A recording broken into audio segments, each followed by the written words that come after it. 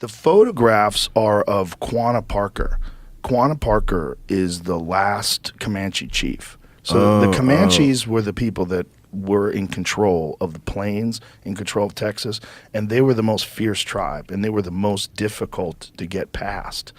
And they were the reason why people couldn't settle this area.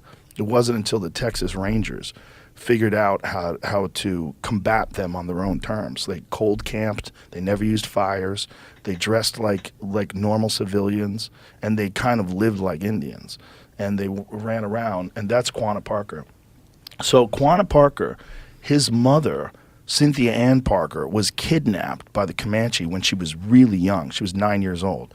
Her family was murdered in front of her, and they took her in, and she eventually became the wife of the chief, and they had a baby. So she was white, and she had a half Native American baby who was Quanah Parker, who was the last Comanche chief. And he was big for a Comanche and just like very, very fierce guy. That photograph of her sucking, having her kid sucking on her nipple is a very famous photo because she would do that in front of people, and they thought that was like so uncivilized. Just to make them disturb them? No, just that's how they did it. Oh. Where, in the Native American cultures, in the Comanche culture, they would just breastfeed. So she would do that, and they took a photo of her doing that because they thought it was like, this is like the evidence that she's not one of us. I She's see. Like, I see, yeah. She's very primitive. She's like one of them. And she was kidnapped when she was 9 years old.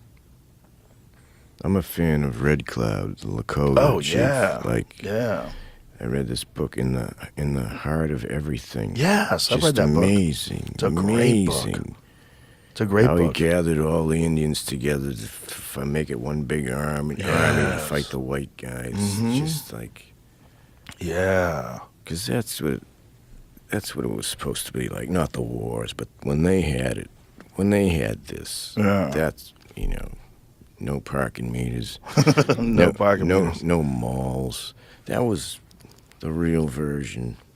Well, that's the nostalgia that everybody loves so much about Native American culture, the fact that they lived off the land, in the land. And they did it at a same time where Europe had already experienced the Enlightenment and the Renaissance, and there was all this stuff and cities and all this culture all over the world that was like sophisticated and art and literature. And they didn't even really have art, the Comanches.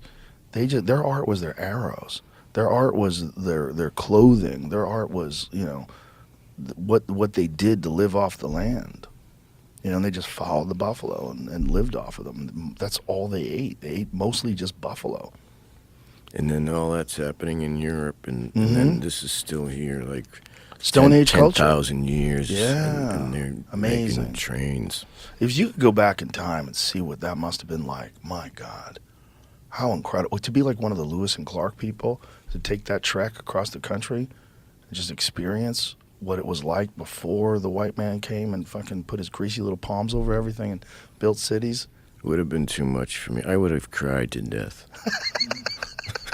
Where is he? He fell out of the canoe. Hard life. Not good for comics. No. The Lakotas had a comic.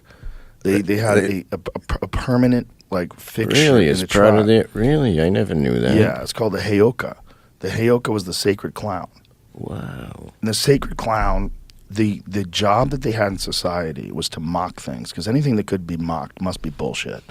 Like, you would peel away the layers of ego and distortion, because if you can make fun of things. So the Heyoka was allowed to make fun of everybody, make fun of the chief, make fun of the women, make fun of the warriors. He made fun of everybody. I never heard of this. Yeah, it was a very important part of their culture. Did the other tribes have that? I don't know. What is it called again? Heyoka. Heyoka. Yeah. It was like he was like a kind of a medicine man. It was like there was a spiritual aspect to it. Heyoka. That'd be a good name for a child. Heyoka. Yeah. Heyoka. A little bit of cultural appropriation. Okay. I think you get in trouble for that. Oh.